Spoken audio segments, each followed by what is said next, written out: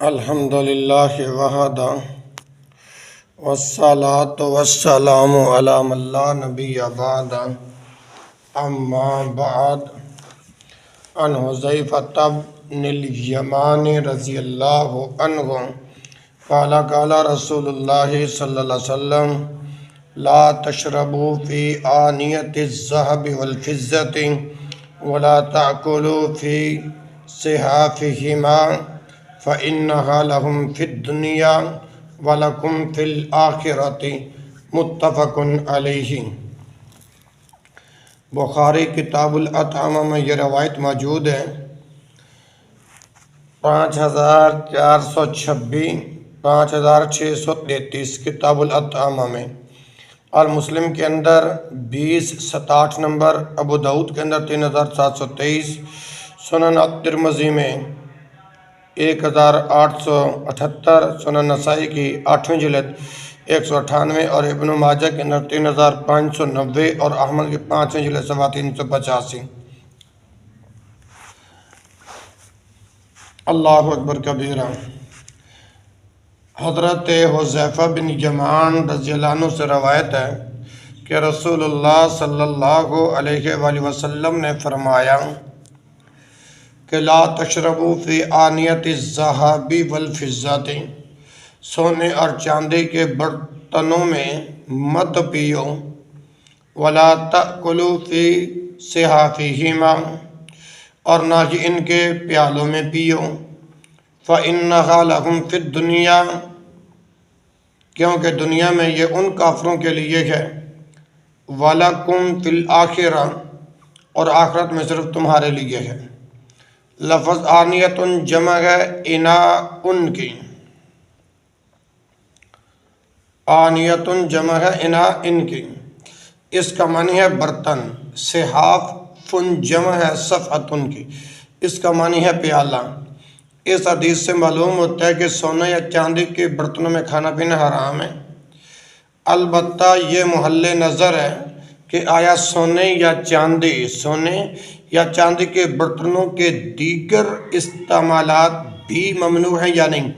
تو اس زمن میں امام نووی رحمہ اللہ نے شرح مسلم للنووی کی جلد نمبر 7 صفحہ 277 کے اندر نقل فرمایا کہ ہمارے اصحاب نے کہا کہ سونے اور چاندی کے برتنوں میں کھانے پینے اور ان کے دیگر استعمالات کی حرمت پر اجماع منعقد ہو چکا ہے، سوائے امام ابو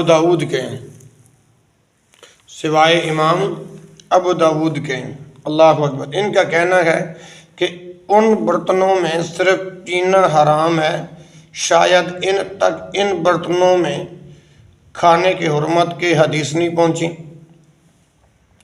اسی طرح امام شافعی رحمہ اللہ کا قدیم قول یہ ہے کہ ان برتنوں میں کھانا پینا حرام نہیں بلکہ مکروہ ہے۔ امام ابن منذر رحمہ اللہ نے بھی سونے چاندی کے برتنوں میں پینے کی حرمت پر اجماع نقل کیا ہے، نیل الاوتار جلد نمبر 1 صفحہ 121۔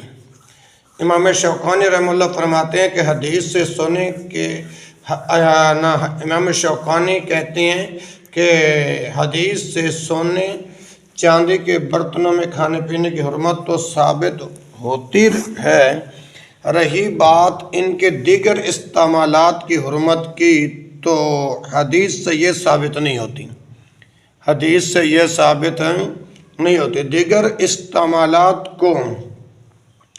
دیگر استعمالات کو کھانے پینے پر قیاس کرنا قیاس مع الفارق ہے، کیونکہ ان برتنوں میں کھانے پینے سے ممانعت کی علت اہل جنت سے مشابہت ہے، جیسا کہ ایک حدیث سے بھی اس طرف اشارہ ملتا ہے، اور وہ یہ ہے کہ رسول اللہ صلی اللہ علیہ وسلم نے ایک آدمی کو سونے کی انگوٹھی پہنے ہوئے دیکھا تو کہا مجھے کیا گئے کہ میں تم پر اہل جنت کا زیور دیکھتا ہوں۔ احمد کی 5ویں جلد صفحہ 359، حوالے اس حدیث کا ابو داؤد کے اندر 4223، سنن الترمذی میں 1785، نسائی کی 8ویں جلد صفحہ 172۔ حاصل کلام یہ ہے کہ اصل حلت ہے اور کسی بھی چیز کی حرمت اس وقت تک ثابت نہیں ہوتی جب تک اس کے متعلق مخالفت سے سالم دلیل نہ مل جائے، اور اس مقام یعنی سونے اور چاندی کے برتنوں کے دیگر استعمالات کی حرمت میں مذکورہ صفت کی کوئی دلیل موجود نہیں، لہٰذا براءت اصلیہ کے قاعدے کو اختیار کرتے ہوئے اصل پر ٹھہرنا ہی قیاس قرین ہے، اصل پر ٹھہرنا ہی قرین قیاس ہے۔ نیل الاوتار جلد نمبر 121۔ امام صنعانی رحمہ اللہ نے بھی اسی رائے کو برحق کہا ہے، سبل السلام جلد نمبر 101۔ میرے بھائیوں اور ساتھیوں، یہاں ایک اور مسئلہ قابل توجہ ہے کہ اگر کسی برتن میں سونے چاندی کا ملمہ کیا گیا ہو تو اس کا بھی یہی حکم ہے، اس کا بھی یہی حکم ہے۔ تو اس سلسلے میں امام صنعانی رحمہ اللہ نے کہا ہے کہ کتاب و سنت کے زیادہ قریب یہ بات معلوم ہوتی ہے کہ اگر اس پر سونے یا چاندی کا برتن کا لفظ بولا جا سکتا ہو جس پر حدیث مشتمل ہے تو پھر اس کا بھی یہی حکم ہوگا بصورت دیگر نہیں۔ اچھا، علاوہ ازیں یہ بھی واضح رہے کہ سونے چاندی کے علاوہ دیگر جواہرات مثلا یاقوت، زمرد اور مرجان وغیرہ کے برتنوں میں کھانا پینا جائز ہے، کیونکہ اصل اباحت ہے اور ان میں کھانے پینے کی ممانعت کی کوئی دلیل موجود نہیں۔ وعن ام سلمة رضی اللہ عنہ قالت قال رسول اللہ صلی اللہ علیہ وسلم قال رسول اللہ صلی اللہ علیہ وسلم الذی یشرب فی اناء الفضة انما یجرجر فی بطنہ نار جہنم، متفق علیہ۔ لفظ یجرجر فی المضارع ہے، باب جرجرا یجرجر بر وزن فعللت سے، اس کا معنی حلق میں پانی بہانا ہے، ترتیب القاموس جر جر، ٹھیک ہے جی۔ تو حضرت ام سلمہ رضی اللہ عنہ سے روایت ہے کہ رسول اللہ صلی اللہ علیہ وسلم نے فرمایا الذی یشرب فی اناء الفضة، جو چاندی کے برتن میں پیتا ہے، انما یجرجر فی بطنہ نار جہنم، وہ اپنے پیٹ میں جہنم کی آگ بھرتا ہے۔ اس حدیث سے بھی سونے چاندی کے برتنوں میں کھانے پینے کی حرمت ثابت ہوتی ہے، نیز اس میں روز قیامت دنیاوی اعمال کی جزا اور عذاب جہنم کا بھی اس بات ہے کہ جس پر ایمان رکھنا ہر مسلمان پر لازم ہے۔ وعن ابن عباس رضی اللہ عنہ قال قال رسول اللہ صلی اللہ علیہ وسلم اذا دبغ الاعقاب فقد طہور، اخرجہ مسلم وعند الاربعۃ۔ ایما اعقاب دبغ۔ وعن سلمة بن المحبق رضی اللہ عنہ قال قال رسول اللہ صلی اللہ علیہ وسلم دباغ جلود المیتۃ طہورها، دباغ جلود المیتۃ طہورها، صحیح ابن حبان۔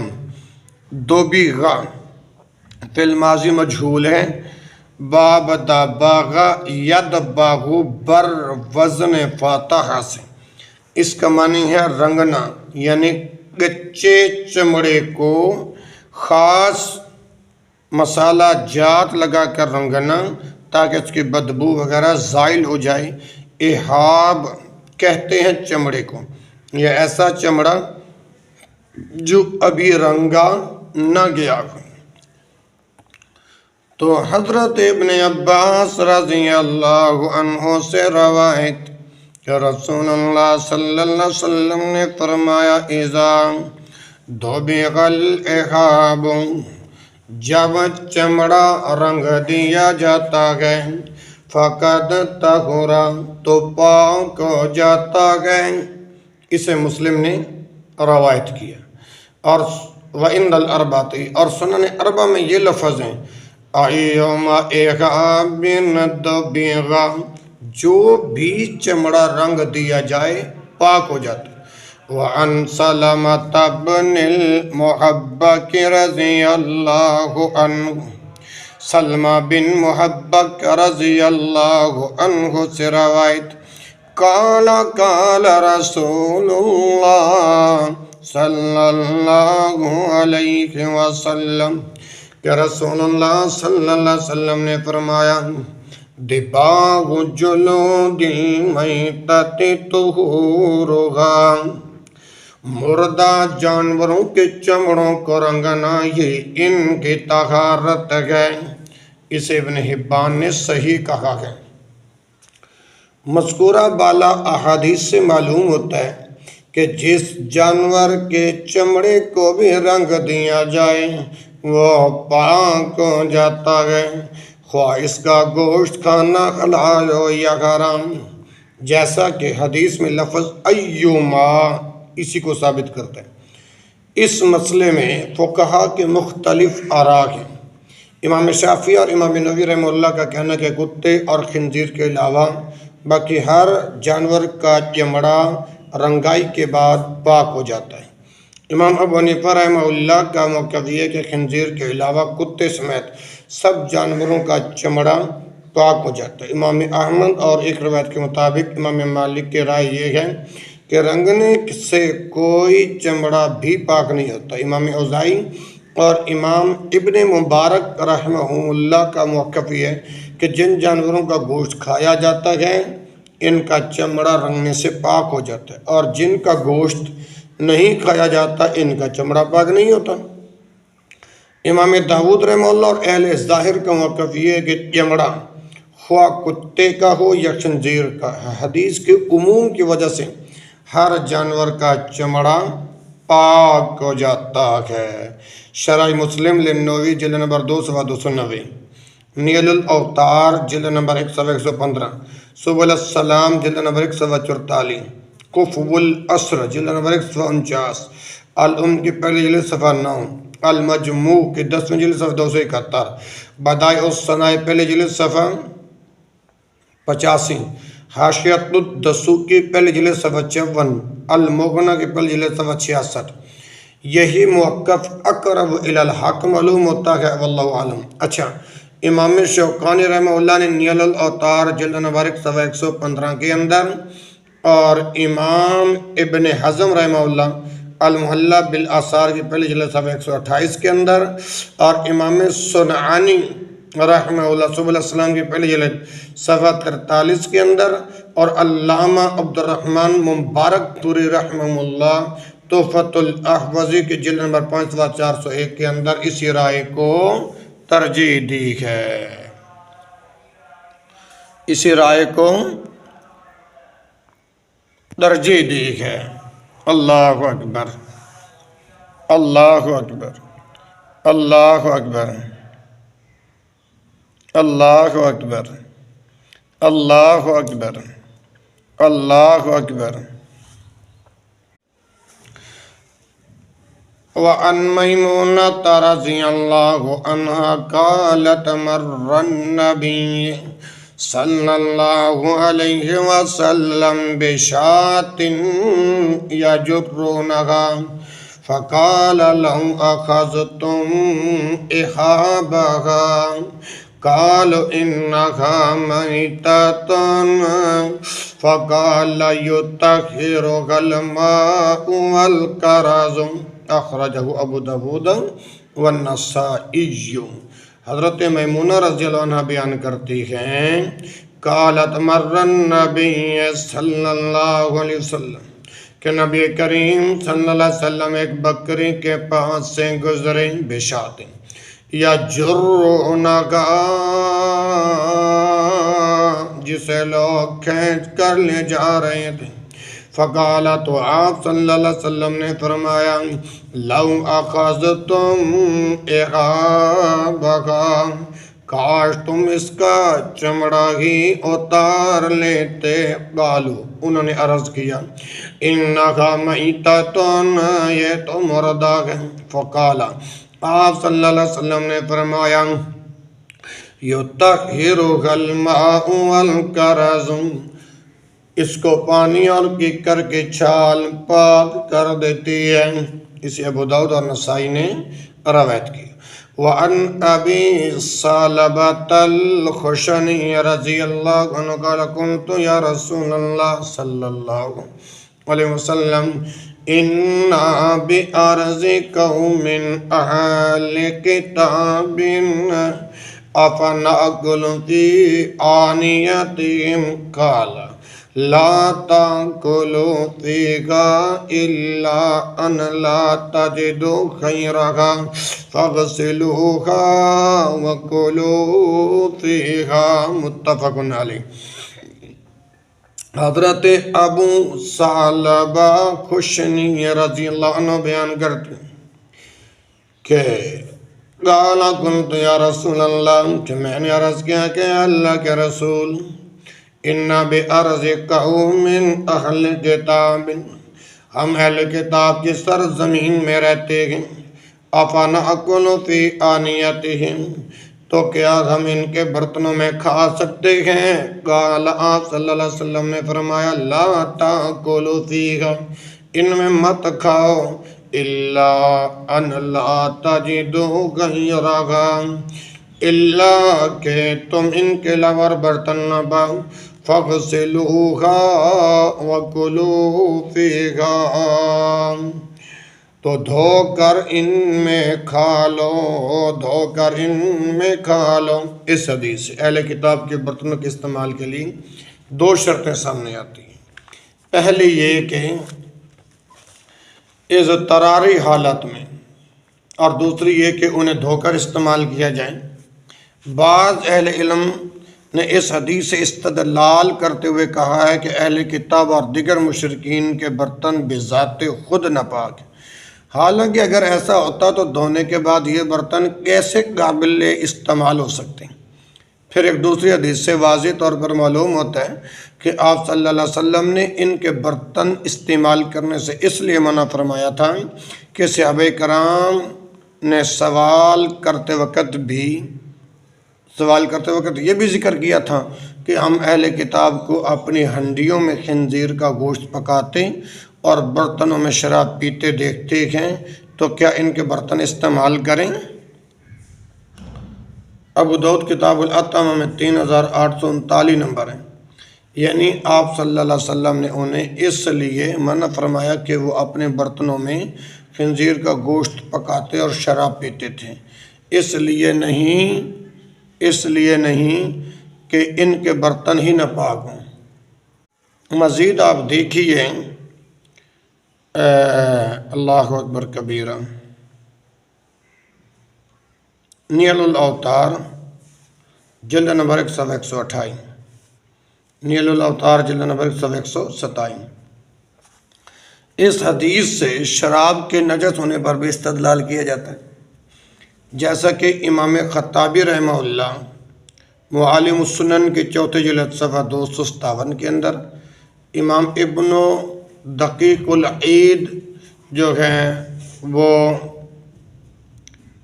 گما نقلہ زیلئی فی نصب الرایہ کی پہلی جلد صفحہ 95 میں،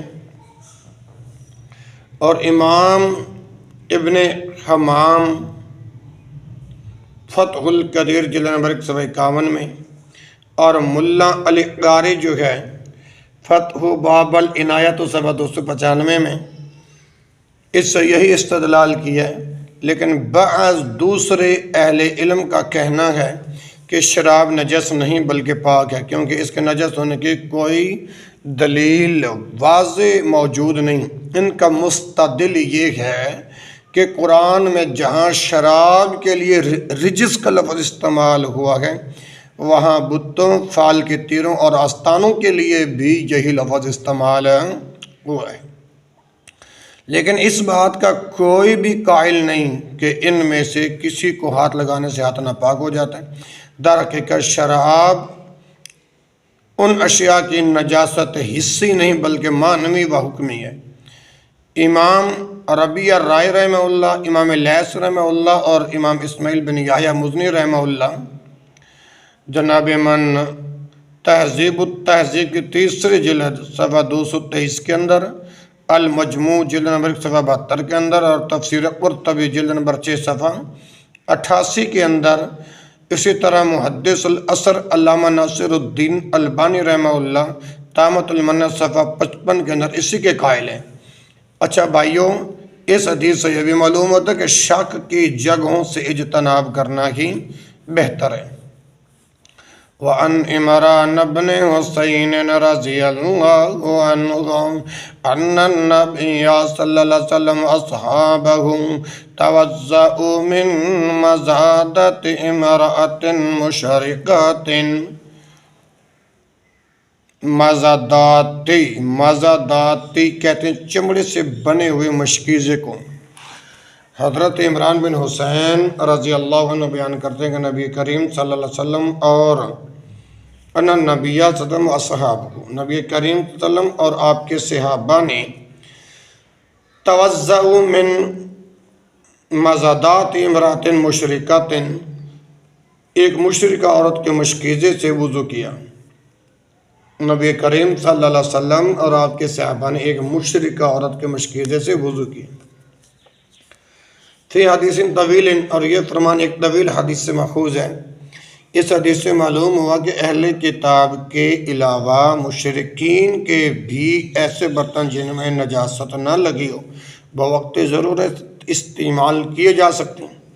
نیز یہ بھی معلوم ہوا کہ مردار کا چمڑا لکھا چرمن ہے، مردار کا چمڑا رنگنے سے پاک ہو جاتے ہیں، کیونکہ اس مشرکہ عورت کا مشکیزہ چمڑے کا ہی بنا ہوا تھا، اور وہ چمڑا مشرکین کے ذبیحے سے حاصل شدہ تھا جو مردار ہے۔ میرے بھائیوں، اس حدیث سے یہ بھی پتہ چلتا ہے کہ مشرکین کی نجاست بھی شراب کی طرح حصی نہیں بلکہ معنوی ہے۔ بلکہ کیا ہے؟ معنوی ہے۔ معنوی کا مطلب کیا ہے؟ سنیے پھر، یعنی ان کے عقائد باطلہ کی وجہ سے نجس کہا گیا ہے، اس لیے نہیں کہ وہ الحمدللہ یرحمک اللہ یہدیکم اللہ ویصلح بالکم۔ اچھا، میں عرض کر رہا تھا انہیں ان کے عقائد باطلہ کی وجہ سے نجس کہا گیا ہے، اس لیے نہیں کہ وہ دیگر نجاستوں کی طرح پلیت ہیں اور انہیں چھونے والا بھی نجس ہو جائے گا، جیسا کہ بعض حضرات مثلا امام ابن حزم رحمہ اللہ المحلہ بالاثار کی پہلی جلد صفحہ 137 کے اندر قرآن پاک کی اس آیت انما المشرکون نجس، یعنی سورۃ توبہ کی آیت نمبر 28، بے شک مشرکین نجس ہیں، سے استدلال کرتے ہوئے یہی موقف اختیار کیا۔ راجح موقف یہی ہے کہ مشرکین کی نجاست معنوی ہے۔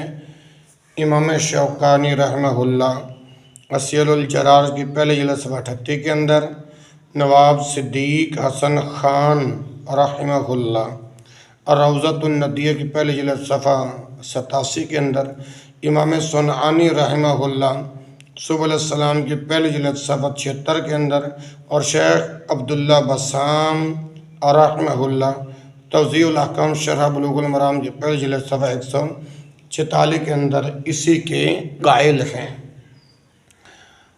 وعن انس بن مالک رضی اللہ عنہ ان قادح النبی صلی اللہ علیہ وسلم انکسر فاتخذ مکان الشعب سلسلۃ من فضۃ اخرجہ البخاری۔ قادح چھوٹے پیالے کو کہتے ہیں، الشعبی سے مراد ہے ٹوٹی ہوئی جگہ، سلسلۃ اگر دونوں جگہ سین پر زبر ہو تو معنی ہوگا ایک چیز کو دوسری چیز کے ساتھ ملانا، اگر دونوں جگہ سین کے نیچے زیر ہو تو جیسے سلسلتین تو اس کا معنی زنجیر ہوگا۔ تو انس بن مالک رضی اللہ عنہ سے روایت ہے کہ نبی کریم صلی اللہ علیہ وسلم کا پیالہ ٹوٹ گیا، ان قدح النبی صلی اللہ علیہ وسلم انکسر، کہ نبی کریم صلی اللہ علیہ وسلم کا پیالہ ٹوٹ گیا، تو فاتخذ مکان الشعب سلسلۃ من فضۃ، تو آپ نے اس ٹوٹی ہوئی جگہ پر چاندی کا تار لگوا لیا۔ اسے بخاری نے روایت کیا۔ اس حدیث سے معلوم ہوتا ہے کہ اگر سونے اور چاندی کے برتنوں میں کھانا پینا حرام ہے، مگر ٹوٹے ہوئے برتن کو جوڑنے کے لیے یا کسی اور غرض و ضرورت کی وجہ سے اتنی مقدار میں سونا یا چاندی لگا ہو تو اسے استعمال کیا جا سکتا ہے۔ ھذا ما عندی واللہ اعلم۔